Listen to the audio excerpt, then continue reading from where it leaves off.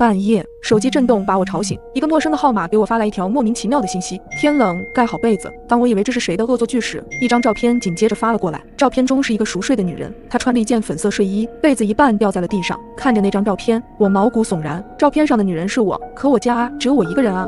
从这张照片的角度来看，对方是站在床前拍的。照片中的我穿着睡衣，床头柜上放着正在充电的平板，旁边衣架上挂着我昨天穿的衣服。这一切都表明，这张照片的拍摄时间就是今晚。冷汗从我的后脊梁冒了出来。有人在我睡觉的时候进了我的卧室，那他现在在哪里？环顾四周，没看见有人后，我光脚下床，迅速反锁了卧室的门。倚在门后，我的心砰砰直跳。进来的是谁？他的目的是什么？不可能就为了拍一张照片吧？出去看一眼是不可能的，我不敢冒这个险，因为他有可能还在我家的某个地方。我只能保证这间卧室暂时安全。我哆嗦着打开手机，我想报警，突然又一条短信跳了出来：你不想看看衣柜里我给你准备了什么惊喜吗？我浑身汗毛炸起，我怎么没想到他可能根本就没有离开卧室，而是藏在了衣柜里。那一刻，我有一种夺门而逃的冲动，可我又害怕一开门看到一张狞笑的脸。你是谁？我颤抖着手给那个陌生号码回了一条短信，信息刚发出去，就有微弱的光从衣柜的缝隙透露出来。我不寒而栗，转身拧开锁就跑了出去，以最快的速度直奔大门。一个半夜潜入我家还给我拍照的人，目的绝对不会是入室盗窃这么简单。我现在要赶快离开家，只有离开才有生还的可能。我的手放在了门把手上，只要轻轻的一拧，门就能开了。可下一秒，我的手像是被烫到了一般缩了回来。门外的声音让我毛骨悚然，是钥匙插进锁眼的声音。我看见门把手开始转动，有人要进来了。我迅速反锁了门。2天前我刚搬到这里，就连男朋友都不知道我的住址，更没人有我家的钥匙。开门的是谁？门把手拧动的声音变得急促起来。外面的人发现门打不开，似乎有些急了。就在这时，卧室里传出一声轻响，那个躲在衣柜里的人出来了吗？来不及多想，我迅速跑进小卧室，反锁了门，胸膛剧烈的起伏着，冷汗不知不觉间已经湿透了衣裳。怎么回事？卧室内有一个变态，而出去的路被另一个人堵死。此时恐惧已经占据了我的大脑，开门声已经演变成了一阵砰砰的砸门声，声音越来越急促，一下下就像拍在我的心上。我哆嗦着拿出手机，绝望中颤抖的手拨了好几次才打通报警电话。我颤着音说明了情况，警察嘱咐我一定要藏好，不要与他们发生正面冲突，他们会尽快赶到的。挂断电话，拍门声没了。我仔细听了好一会，一点声音都没有。黑暗中好像只剩下我的呼吸与心跳声，难道他们听到我报警都吓跑了吗？我长舒了一口气，正以为自己已经安全了的时候，手机又震动了起来，屏幕上出现了2个字：回头。如果有人趁你睡觉时偷偷潜入你家并偷拍了你的照片，你会怎么办？此时的我躲在小房间内，正当我以为自己已经安全的时候，手机又震动了起来，屏幕上出现了2个字：回头。我的冷汗瞬间喷涌而出。小房间我没有放任何东西，如果有人我肯定能发现，而且这是7楼啊，总不至于。正想着，我僵直着身体缓缓转过头去，眼角的余光瞥见窗户，上面似乎有个什么东西。定睛一看，一张惨白的脸正悄无声息地贴着玻璃盯着我。若不是亲身经历，我都不相信人真的会被吓晕过去。我是被警察的叫门声惊醒的。在查看现场调取监控，并且走访邻居之后，他们给了我一个让我无法接受的结果：我的家中没有任何人来过的痕迹，没有照片，没有短信，连同那个陌生的号码一起在我的手机上消失。窗外空荡荡的，根本没有惨白的脸，也没有邻居听到昨晚的砸门声。这些证据似乎都证明我昨晚经历的一切是假的，连我自己都变得不确定起来。因为被警察的敲门声惊醒的时候，我发现自己正睡在主卧室的床上。可如果是梦，我为什么会报警呢？我把这件事告诉了李文，李文是我的男朋友，他工作很忙，已经出差10几天了。他听了事情的经过，也觉得不可思议。沉思了片刻之后，我怀疑根本就没人进你的房间，你找找看会不会有人在你的卧室里安装了隐形监控。我觉得李文说的有道理，我也听说过有个别租客为了寻求刺激，在退房后会在房子里留下针孔摄像头，观看下一任租客的生活。也有人会保留钥匙，知道是独居女性，就会趁夜深人静时潜入屋内。挂断电话，我在卧室里展开了地毯式的搜索，但搜遍了整个屋子都没有找到摄像头。我坐在床边回忆，如果我屋子里没人，那昨晚衣柜里的光怎么解释？可如果他进来了，为什么警察没有发现任何痕迹？到最后，好像除了做梦，在梦游中拨打了报警电话，我也找不出更合理的解释。李文的电话又打了进来：小杰，你去咱家婚房里住吧。我有些迟疑，虽说我俩关系很好，但是毕竟还没结婚。李文也听出了我的迟疑，不行的话你就住几天宾馆，那里相对安全一些。住宾馆也不是长久之计呀。我怕他担心，所以嘴上答应了。挂断电话后，我拨通了房东的电话，征得了房东的同意后换了锁。我又亲自去物业看了监控，确定一无所获后，就跑去商场买了几个充电宝回家充电。回到家已经到了下午，精神疲惫让我躺在床上直接睡着了。没想到醒来时天已经快黑了。我做了一番充足准备，反锁大门，反锁窗户，把充电式小台灯放在了床头。9点半，我准时拉下了电闸。摄像头需要连接电源，如果卧室里真的装了监控，切断电源，对方就无法知晓我的举动了。夜晚仿佛格外的漫长，我静静地坐在床上，心存侥幸，昨晚的一切万一真的只是一场梦呢？不知过了多久，熟悉的震动声响了起来，我浑身汗毛炸起，差点把手机丢了出去。果然又是那个号码。他又给我发来了一张照片，看着那张照片，我面如死灰。照片中的我坐在床上，低头看着手机，屏幕的幽光映着我的脸。这不可能，要拍出这样一张照片，除非拍照的人站在我的正前方。可我一直坐在床上，根本就没看到人。这张照片是怎么来的？难道在我没检查到的地方藏着摄像头？电源没连接在我家，不是我家的电源，那会不会是楼上？我抬头望向天花板，如果是楼上，有些事情就说得通了，例如窗外那张惨白的脸，可能是楼上用绳子掉下来的假人；例如监控没有拍摄到进出单元楼的可疑人员，因为他本来就住在这栋楼里。我的脑子飞快地转动着，感觉自己似乎接近了真相。可就在这时，屋子里忽然陷入了黑暗，台灯熄灭了，没电了。不可能吧？这种充电式小台灯用电量极少，1个小时之前我看过，电量还是满格的，可能是坏了。我正准备打开手机手电筒去检查一下时，手机又震动起来，一条信息跃入眼帘。黑暗似乎更有趣，恐惧像一条毒蛇猛地扼住我的咽喉。我蹭地站起来，3步并作2步冲到门口，拉开门跑了出去，生怕跑慢1步会有一双大手突然从床底深处抓住我的脚腕，把我拉进去。我没敢回头看，可我知道我卧室的床下藏了一个人。如果有人趁你睡觉时偷偷潜入你家，你会怎么办？接上文，我猛地站起来，3步并作2步冲到门口，拉开门跑了出去。我没敢回头看，我知道我家卧室的床下肯定藏了一个人。床头的台灯连接了充电宝，如果没人操作，不可能无端熄灭。再结合那条信息，我几乎可以确定，我一直与一个变态共处一室。是我太自以为是了，以为只要检查过，换了锁就肯定没事，却没有想到他还是潜进来了。他究竟是什么时候进来的？是我出门的时候，还是下午睡觉的时候？一想到这里，我吓得浑身发抖。在我熟睡的时候，他可能就一直在我家里的某个角落盯着我。就在这时，钥匙插入锁孔的声音隔着大门清晰地传进我的耳中。同样的时间，同样我跑到门口的一刻，门外都有一个人想进来。我生生止住了脚步，不经思索就钻进了洗手间。可刚进去我就后悔了，洗手间的门是毛玻璃，那个人只要一脚就能踹开，怎么办？对了，我下午去物业的时候存了一下保安的电话，就是防止晚上出现什么意外。我打开手机，拨打了保安的电话。快接呀！过了许久，电话那头终于传来了说话声，不过此时的我已经吓得说不出话来了。毛玻璃上映出了一个模糊的人影，他来了。电话那边还能清晰地听到保安的声音：“苏小姐吗？你有什么事情吗？”我张了张嘴，哗啦一声巨响，洗手间的玻璃门碎了。一个戴着黑色头套的人站在门口，手里握着一把明晃晃的尖刀。你是谁？你到底要干什么？我的声音像我的身体一样颤抖的厉害，我不断地往后退，直到后背抵在了冰冷的墙上。我惊恐地看着他，步步向我逼近，不要杀我，求你！我一边求饶，一边往角落的拖把靠近。也许是人在危难时刻爆发力惊人，我抄起角落里的拖把，用尽全身力气往他脸上砸去。他摔倒在地上，我趁此机会迅速往外冲去。可我前脚刚迈出卫生间，一只冰凉的手就抓住了我的脚腕部，猛地往后一扯，我狠狠摔在了地上，手机脱手而出。此刻门外的声音还在，不过开锁不成后，他又拍起门来，声音又大又急，似乎迫不及待的要进来。他想进来的目的也不单纯，但此刻的我已经走投无路。我开始大声呼救，希望他能帮我一把。不曾想，外头的敲门声却在我呼喊后戛然而止，安静的像是从来没有响起过。紧接着，我只感觉后脖梗一阵剧痛，最后彻底失去了意识。当我再次醒来时，是在医院的病床上。身边的护士看到我醒了，赶紧喊了人进来。进来的是之前那2个警察。原来保安接到我的电话之后，就立刻往这里赶，因为门打不开，还特地叫了开锁人员。结果就发现我躺在了卫生间的门口，旁边的玻璃碎了一地，是保安报的警。你除了手上被碎玻璃割伤了，其他并无大碍。当时发生了什么？我与警察讲述了我的经过，但不可思议的是，他们在调查的时候已经问过保安。经过保安的叙述，他们赶过来的时候，路上没有看见一个人，屋里也就只有我一个人躺着。怎么可能？值班室距离我住的这栋楼很近，怎么会一个人都没看见呢？一共有2个人呢。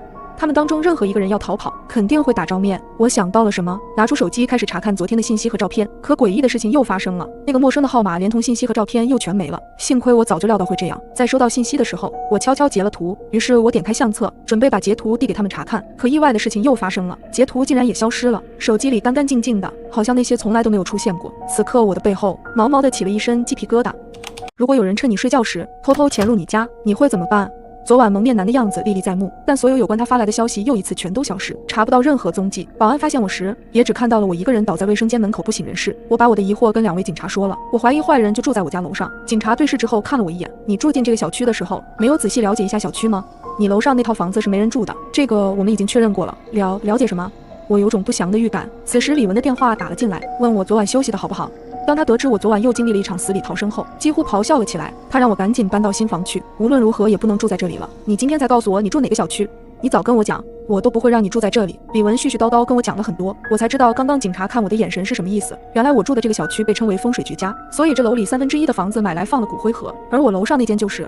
除了清明和忌日，平时不会有人来。我从不在网络搜寻任何信息，所以我根本不知道这件事。我想到前天晚上贴在窗户上那张惨白的脸，瞬间变了脸色。我肯定不敢再回小区。最终我听从了李文的建议，搬到了新房。新房是这座城市治安很好的小区。我洗了个热水澡，躺在床上。由于这2天特别折腾，我很快就睡了过去。我以为我终于可以睡一个好觉，但是半夜我再次醒了过来，手机的屏幕好像感应到我醒了，突然就亮了起来。我心里咯噔一下，屏幕上显示一条未读短信，还是那个号码。我心里非常抗拒打开信息，可鬼使神差的，我还是把手机拿了起来，打开信息只有4个字：找到你了。看着这条信息，我的神经一下子绷紧，右侧传来了清晰的呼吸声。我身边有人，转头看去，那个戴着黑色头套的怪人赫然就站在阳台前。他究竟是怎么进来的？小杰，找到你了。这声音这么熟悉，我看着他慢慢摘掉了自己的面罩，赫然是我那出差好几天的男友李文。他面色苍白，嘴角挂着诡异的微笑。此时此刻的他就像是一个魔鬼。怎么了，小杰？是我吓到你了吗？他慢慢向我靠近，我慢慢后退，一直退到门边，想打开门冲出去。然而此刻，卧室房门被砸响，就如同前几天晚上一样，但我没有停下。门外纵然是洪水猛兽，也好过眼前这个恶魔般的男人。我猛地拉开了门，门外的一幕却让我吓得差点魂飞魄散。只见一个男人正挥着拳头，一下一下朝着地上的女人，女人蜷缩在地上，痛苦的哀嚎。他的眼神朝我看来，我看着他微张着嘴，似乎想朝我说着什么，明明没有声音发出，但我却清晰的知道他说的是：杰儿，躲好，千万不要出来。女人开始还垂死挣扎，但很快就没了声息。他死了，我眼睁睁的看着他死在我的面前。此时的我泪流满面，顾不得擦眼泪，死死捂着嘴盯着这一幕。这时那个男人突然抬起头，疯狂的笑着，哈哈哈，你活该。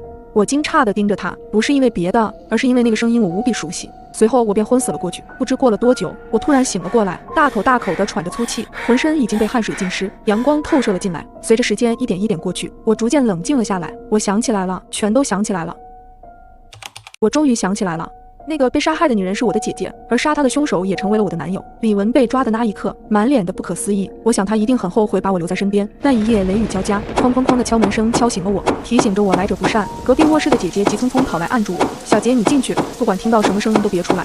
我听到外面传来吵闹声，紧接而来就是杂乱的打斗声。我战战兢兢地把门开了一条缝隙，看见一个男人将姐姐死死按在地上，拳头一拳一拳地砸在姐姐身上。姐姐蜷缩在地上，痛苦的哀嚎。他的眼神朝我看来，嘴唇蠕动。多年在一起的习惯让我知道姐姐说的话：杰儿躲好，千万别出来。我吓傻了，脑子一片空白。再等我回过神来时，那个男人已经不见了。他似乎不知道家里有一个我。我看着姐姐身下全是血，泪流满面，颤抖着拨打了急救电话，可来不及了，姐姐还是走了。我因为没有看清凶手长什么样子，陷入了无限恐惧、焦虑与自责当中。这些负面情绪导致我产生了心理问题。也是在我最难过的时候，我遇到了李文。对于我遭遇的事情，他说他理解我，姐姐肯定不会怨你，甚至希望你可以忘掉这些痛苦的回忆。这样一个通情达理的男人，就是我黑暗人生里的一道光，陪我走过最艰难的时刻。就这样一来二去，我们成了男女朋友。我与李文感情越来越好，短短1年的时间，我们就开始谈婚论嫁了。一切看起来都在朝着好的方向发展。我想李文现在一定很后悔，明明知道我看见他杀了人，还是把我留在身边。他这样做，何尝不是在监视我呢？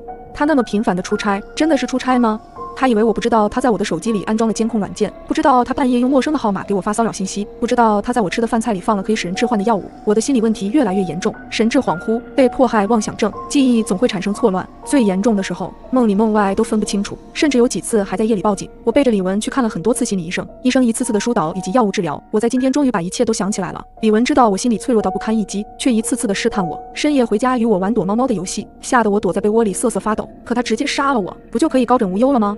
但事实是李文爱上了我，爱我又提防我，怕我知道姐姐是他杀死的，所以他想把我变成一个疯子，因为疯子的话是不能信的。他的爱就是这样自私偏执、极端且充满控制欲与占有欲。本来他已经快成功了，可他低估了我对姐姐的感情。从小我与姐姐相依为命，我是在他的保护下才活到了现在。所以在我偷偷去做心理辅导之后，在看到姐姐死去的时候，我彻底清醒了过来。只有我知道我的姐姐是什么样子的人，她是个坚强且善良的姑娘。在父母身亡之后，一直都是姐姐在城里打工供我读书，把我保护得很好，哪怕是交了男友都没有提起过我。她与李文白手起家，慢慢有了一些起色之后，李文就瞧不上从农村出来的姐姐，于是一直想甩开她。因为意见开始不合，他多次对姐姐进行殴打。姐姐本意是不希望男友与她一起负担我，但正因此，当时在家的我逃过一劫，而这个恶魔终于受到了惩罚。我也为死去的姐姐复了仇。全剧终。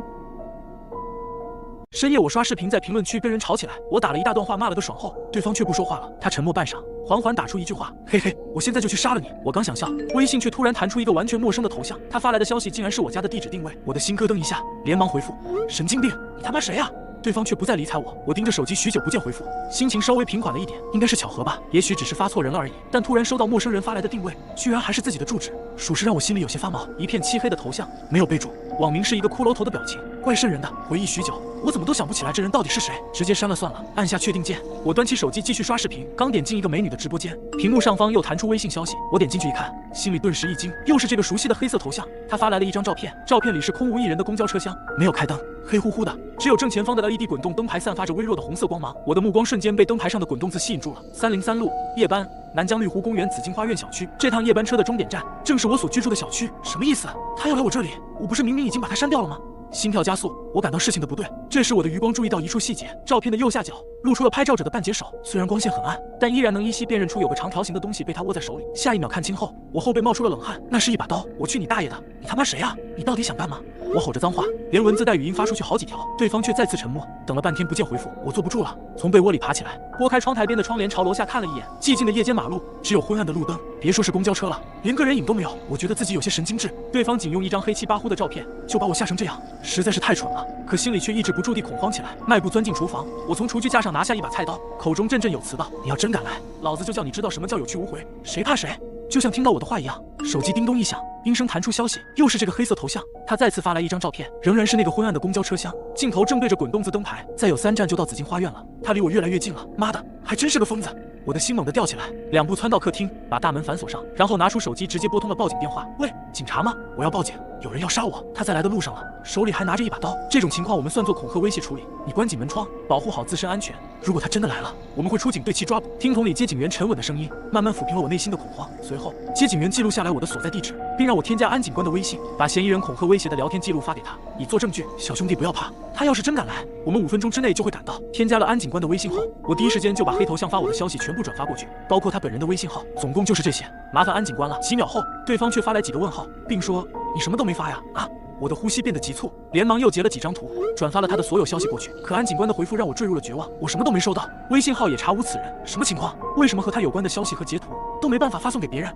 我反复试了好几次，每次都是一样。安警官发来他那边的界面截图，确实只有我的对话气泡，就好有一张无形的网，把黑色头像有关的信息全部过滤隔绝了。如果说刚刚只是害怕被杀，那么现在已经变成对超自然情况的恐惧了。妈的，他到底是什么东西？不仅删都删不掉，连截图都发不出去。我的睡衣被冷汗浸湿，止不住的给安警官发送消息，想说明现在奇怪的情况。别怕，应该是网络原因，你做好个人防范，把门窗关紧，有动静直接报警。输入框里的文字打了又删，我思考良久，尽可能让我冷静下来。叮咚，突兀的消息声在寂静的深夜里无比刺耳，指尖微微发抖，很可能又是那个人发来的。我甚至不太敢看了。果然，点进去依然是一张照片，图中的场景不再是公交车，而是变成了一栋楼房，拍摄角度正对着单元大门，门玻璃上映现出一个模糊而黑暗的影子。这栋楼我再熟悉不过了，因为这就是我所居住的单元楼。没想到这疯子这么快就到了。下一秒，他发来一句话：嘿嘿，我来杀你了。如果你在评论区跟人吵起来，而那个人半夜来找你，扬言要杀了你，你会怎么办？这疯子这么快就到了。下一秒，他发来一句话：嘿嘿，我来杀你了。无法呼吸的我拼命抑制住狂跳的心，裹紧被子，僵直的坐在床上，眼睛紧盯着手机。黑色头像发来消息：我在楼下了。紧接着他又说：我在电梯里了。2分钟后，他发来新消息：我在走廊里了。寒意彻骨，我不禁开始发抖，心脏几乎蹦出胸腔。1分钟后，消息再次弹出：我在门口了。我猛地坐直，透过虚掩着的卧室门看向客厅，不远处就是防盗门，静静伫立在黑暗之中。在他之外正站着一个可怕的疯子。我怎么也想不到自己会因为在评论区骂人而招惹上这种事，现在真是无比后悔。如果时间能回到2个小时前，我一定做一个温和有礼的短视频用户。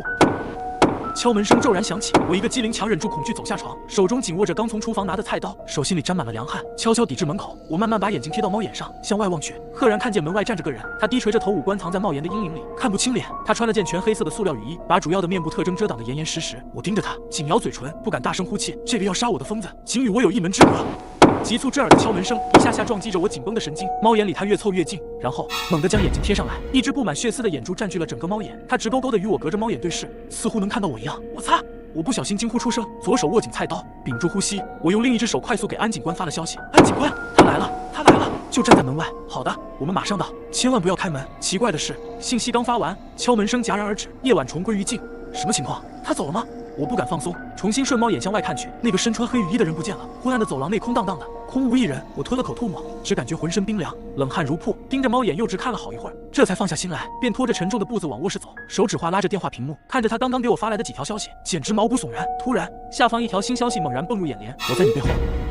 我大叫一声，挥刀就朝身后劈去，黑暗中刀刃劈了个空，什么都没看到，赶紧点开灯，喘着粗气环顾整个客厅，除了我根本没有第二个人。抹了把汗涔涔的额头，我握着菜刀愣了好一阵，然后一屁股瘫倒在沙发上，手指都在哆嗦，吓死老子了！我才反应过来自己被整了，那疯子进不来门，所以离开时特地发一条唬人的消息来吓我，真该死啊！手机又响了起来，是安警官发来的，嫌疑人已经被我们控制了，穿黑色雨衣，身上还有刀，我们在小区门口了，你下来确认下嫌疑人吧。太好了，心总算放下来了。缓了一会儿，我开门向楼下走去。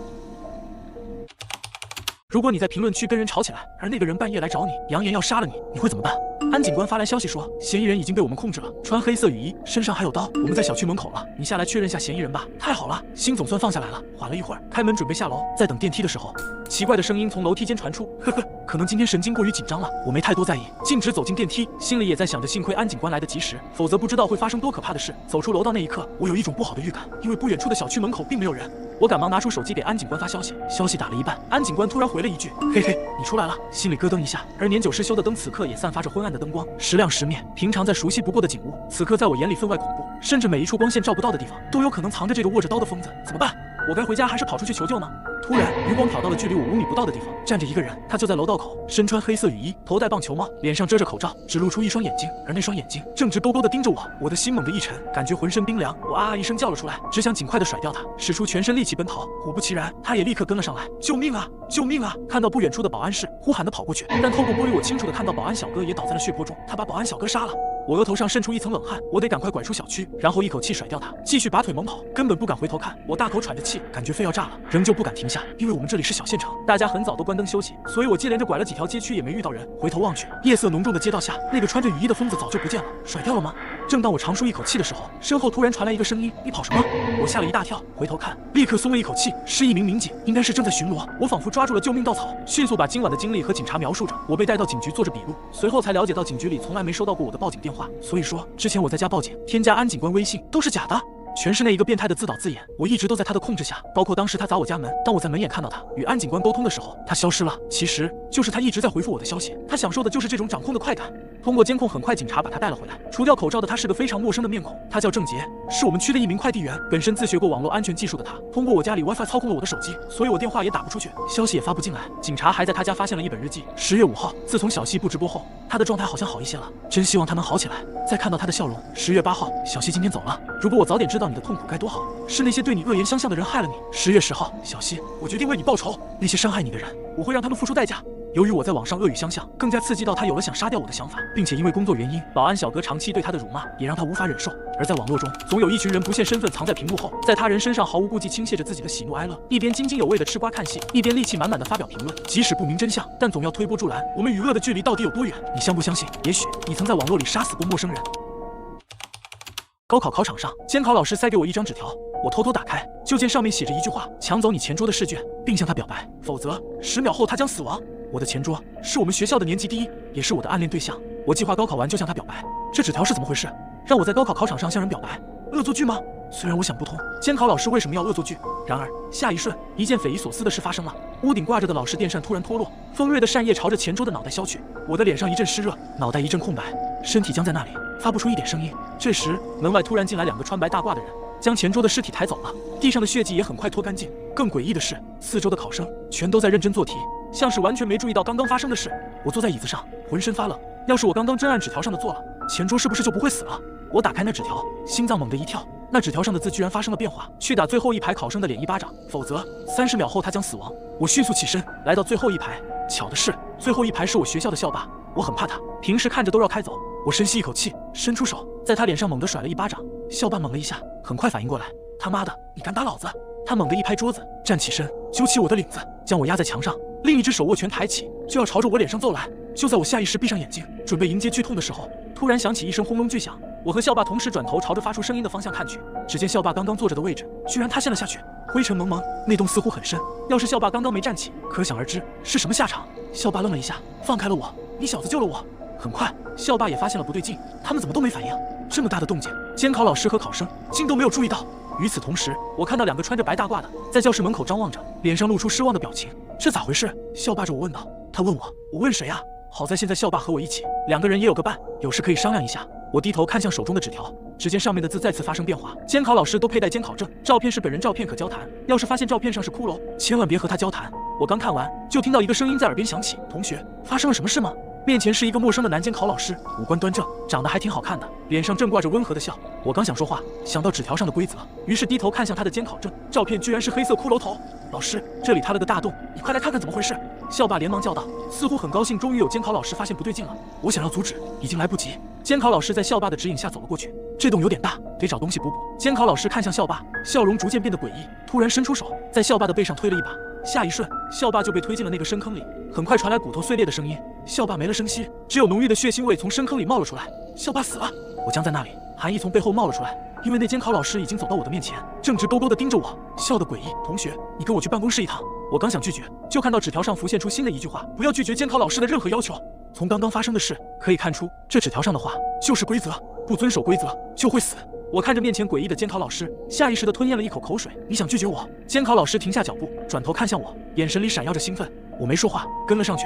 监考老师的脸上闪过失落，我跟着他的身后走出了教室。踏出教室的门，我就察觉到诡异，整个考场都很安静，天空雾蒙蒙的，对面的教室看不太清。我路过几个教室，都是空的，这好像已经不是原来的考场了。到了，监考老师的声音响起，我看向眼前的办公室，门开着却黑漆漆的。更不妙的是，一股浓郁的血腥味从里面冒了出来，伴随着咔嚓咔嚓的声音，就像有什么怪物在吞噬着血肉。监考老师再次开口：“同学，快进去！”他的声音里带着兴奋：“你只能犹豫10秒钟哦，10秒钟不进办公室就会死。但是办公室里藏着吃人的怪物，进去也是死，怎么办？我该怎么办？”高考考场上，监考老师塞给我一张纸条，我如果不按照纸条上的要求做，就会死。前桌和校霸都已经死在我面前，此刻监考老师让我进一个充满血腥味的办公室，10秒钟不进办公室会死，但是办公室里藏着吃人的怪物，进去也是死，我该怎么办？时间一秒一秒的过去，就在我快要彻底绝望的时候，一个声音响起：“这位同学，考试时间你站在这里做什么？快回到你的考场去！”我转头就看到一位女监考老师站在我背后，我看向她的监考证，那上面的照片是她自己的照片。纸条说不能拒绝监考老师的要求，这2个老师的要求产生矛盾，我当然要遵守后面一个老师的要求啊！我连忙转身朝着教室快步走去，转身余光扫过骷髅头老师，瞥见他脸上的不甘还带着狰狞。走出一段距离，我看向身边的女老师：“老师，这究竟怎么回事？”老师没说什么，而是塞给我一张东西，就转身走了。我看着，那是一张染血的准考证，名字叫张丽。张丽这个名字好像有点熟悉，我很快想起来，确实有个叫张丽的学生，是另一所学校的学霸，在我的上届参加高考，却在高考考场上自杀了。转眼我就来到考场门口，走了进去。我在门口停了一下，考生们依旧机械地低着头埋头做题。张丽，快回到你的座位上。这时，监考老师的声音响起，他看向的是我。我愣住了，为什么叫我张丽？我不是张丽，我的脑袋像是卡住了一般。我叫什么？监考老师阴森森的目光扫了过来，我连忙找到自己的位置坐下后，监考老师那阴森森的目光便移开了。我松了一口气，一摸后背，已经冒出一层冷汗。我的脑袋混混沌沌的，拿起笔，在面前的语文试卷上做起来。我要认真做题，我要考第一。不经意间瞥向桌子上的准考证，脑袋像是被什么砸了一下，突然清醒过来。我不是张丽，张丽这名字看着像男生，其实是个女生，从证件照都能看得出是个很恬静的女生，而我明显是个男生。监考老师是怎么把我认成张丽的呢？我看向自己手里的纸条，诡异的是，那纸条居然变成一张白纸，刚刚出现字，仿佛都是错觉。我看向四周，考生们都在奋笔疾书，2个监考老师在教室里轻声走动着，一切都仿佛恢复正常了。就在这时，突然一个女生冲到我的面前，抢走了我的试卷。我喜欢你，她表白道。以往要是这么漂亮的女生向我表白，我早就高兴地飘上天了，此时却毛骨悚然。我连忙站起身，要抢回我的试卷。与此同时，锋锐的山叶擦着我身体飞过，落在地上，发出巨响。可想而知，我要是刚刚不站起来，那山叶能削掉我半个脑袋。我心有余悸，冷汗涔涔。这位考生，发生了什么事？监考老师怒气冲冲地走了过来，看向的却是刚刚那个女生，告诉老师发生了什么事。那女生紧闭着嘴，脸上露出惊恐的表情。监考老师又露出那诡异的笑，为什么不告诉老师呢？那女生都快吓哭了。我的目光扫过监考老师的监考证，是她的照片。我开口道：“老师，我告诉您发生了什么事。”这风扇的山叶掉下来了。监考老师这才看向我，恶狠狠地瞪了我一眼，极为不情愿地走开了。谢谢你啊。那女生松了一口气，低声道：“你刚刚为什么不敢说话？”那女生将手里的纸条递给我看，写着一句话：监考老师都佩戴监考证，照片是本人照片，可交谈。要是发现照片上是骷髅，千万别和他交谈。和我猜测的一样，他也拿到一张纸条，上面会出现规则。那监考老师的照片是骷髅头，他低声道。我心中更加疑惑了，我上一次看到的也是骷髅头，这一次为什么变成了他的照片？我和那女生低声聊着天，其他人依旧在奋笔疾书，监考老师也像完全没注意到一般。女生叫舒然，也和我一样的遭遇。监考老师突然塞给她一张纸条，之后就发生了诡异的事。我们都是可怜的受害者，这种情况下只能合作，才能找出出路。我和他共享了信息，张力是死人，死人不受纸条上的规则束缚。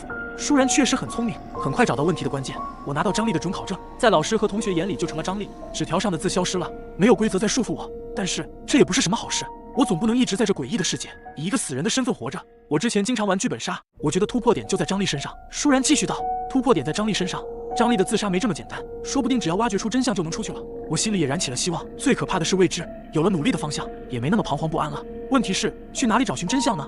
凌晨3点，我接到了一个电话，你叫的代价到了。这通电话一下让我从睡梦中惊醒，我在黑暗中摸索着坐了起来，紧紧盯着黑漆漆的房门，没人敲门，但电话另头又传来了声音：你的代价到了，麻烦出来一下，将车钥匙给我。我迅速地将电话挂断了，脑海中不停地搜索着关于代驾的事情。可昨天晚上只是在外面和朋友喝了些酒，然后发了一个朋友圈，感叹自己有车子，但是喝了酒开不了的痛苦，之后便自己走了回来，再然后便记不清了，只感觉脑袋晕沉沉的。我壮着胆静悄悄地走到了门前，透过猫眼往外看去，果然门外站着一个身穿黑色高领便衣、头戴鸭舌帽、嘴上戴着口罩的男人，看着正出神。门口那男人突然的靠近猫眼，你应该就在门口吧，赶紧出来吧。我吓得一激灵，手上的手机突然掉在地上，在宁静的夜晚中显得格外的刺耳。没有办法，我只好回应道：你走吧，我现在不需要了。有病！男人骂道。过了片刻，在猫眼中便看不到那男人的身影了。我回到了床上，心中还是一阵心悸，到底是谁帮我点的代价呢？还是说这只是一个恶作剧？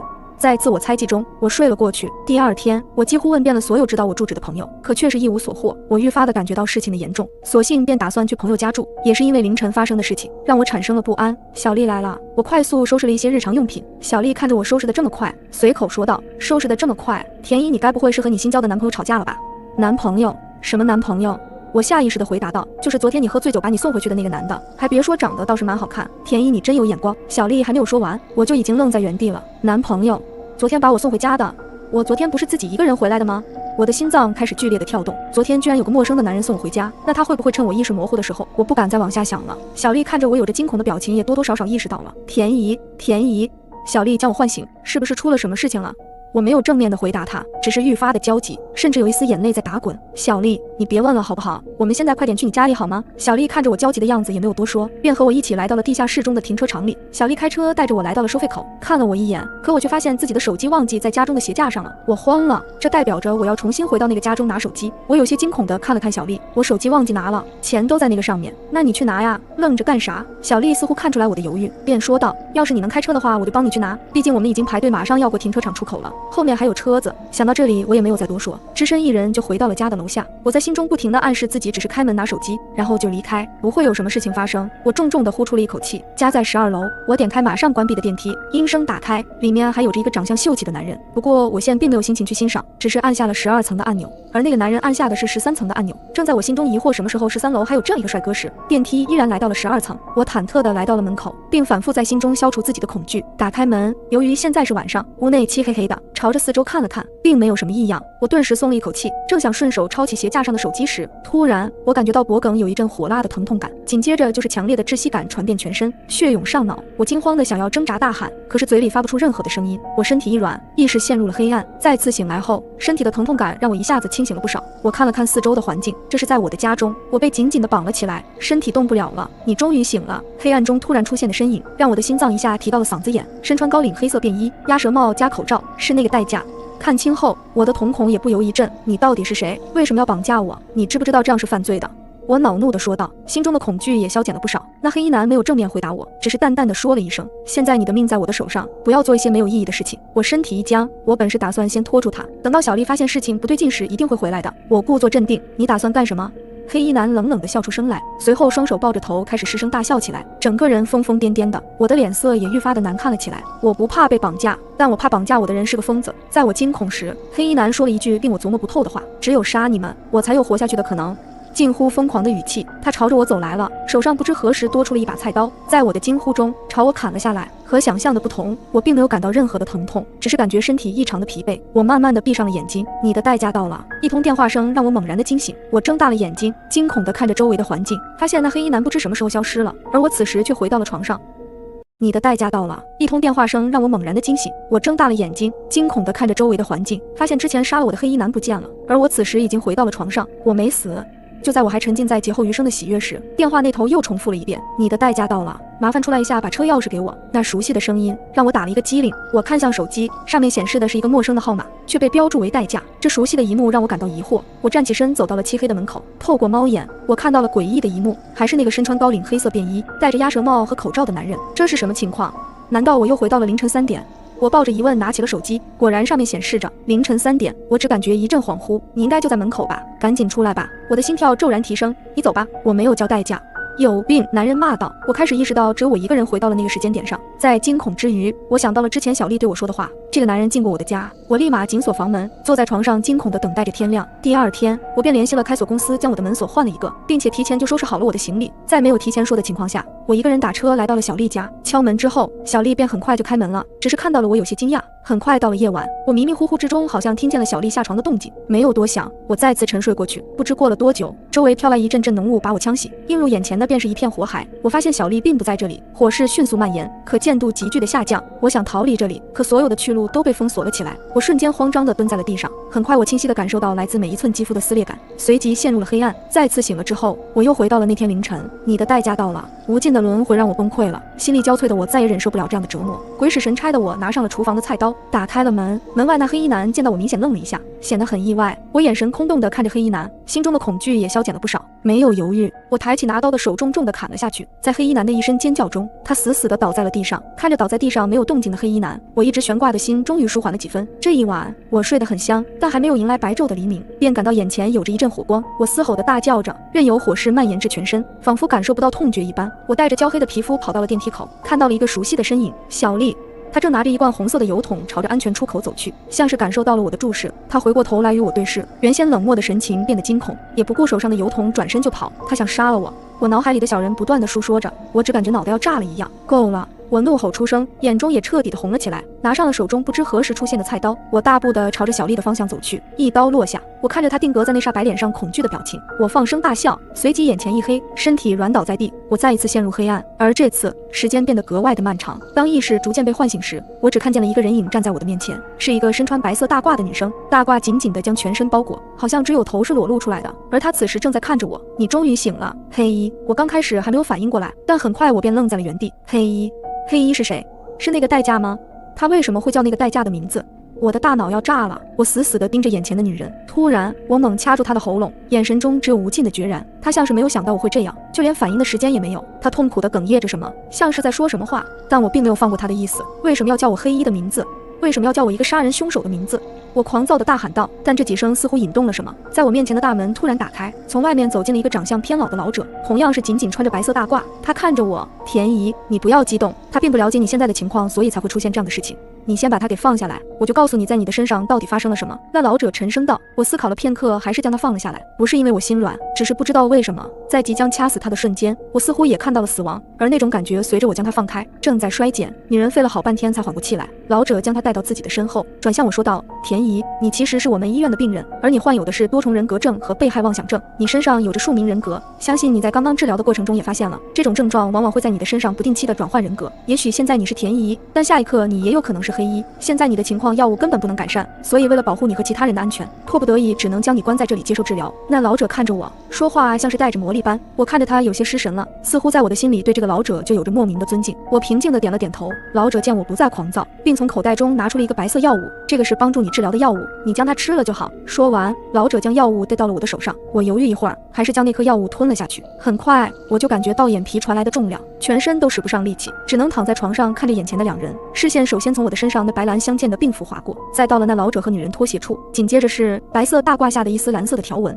最后视线移到了两人充满笑容的脸上。嗤嗤，脑中一阵电流声穿过，我陷入了昏迷。不知过了多久，意识在黑暗中被一阵细小的声音吸引，随着距离的加近而变响。终于我听清了，你的代价到了。